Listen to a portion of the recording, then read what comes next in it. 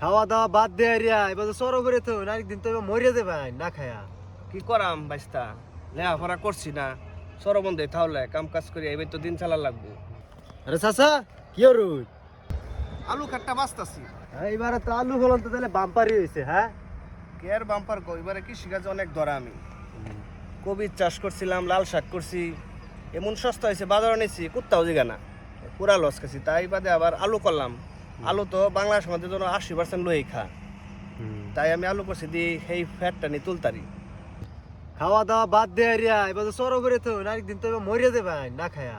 কি করাম বাইস্তা, লেখাপড়া করছি না, সরবন্ধে তাহলে কাম কাজ করি, এবার তো দিন চালা লাগবো। আর তুমি লেখাপড়াটা ঠিক রাখো। লেখাপড়া ঠিক রাখতাম না, আব্বা কইছে বিদেশ পাঠায় দিব।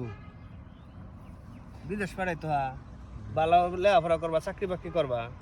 চাকরি বাকরি আছে দেশ, চাকরি বাকরি লইবার গেলে চাকরি নাই, আমরা ছেড়ে লেগে চাকরি নাই। কে বলছে চাকরি নাই? সুশিক্ষিত শিক্ষিত হইলে ঠিকই চাকরি আছে।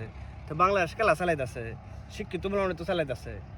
শিক্ষিত ফুলাফানে চালাইলেও তো মনে রন বেকার মানুষের দাম নাই, লেখাপড়ার অন কোনো দাম নাই এই যুগের মধ্যে।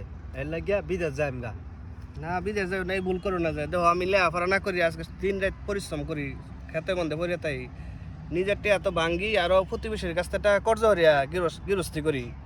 বাদে দেখা যায় যে ফসল গরু আনি ক্যাশেই মিলে না। তে আমার মতো ভুল করো না, যে লেখাপড়া বাদ দা এই যে বিদেশে চিন্তা করো না কোনো দিন। বিদেশ গেলে একশো মধ্যে আয় আবার কৃষিকাজই করলাম। তাই ভালো বলে লেখাপড়া করে শিক্ষিত হইয়া চাকরি বাকরি করিয়া প্রতিষ্ঠিত হও। ঠিক আছে চাচা, লেখাপড়াটা চালাই যাইম নে, আপনার কথা যুক্তি আছে, বুঝছি। ভালো কথাই কইছুন, ভবিষ্যতে বিদেশ যাইম না, লেখাপড়াটা আপাতত চালাই।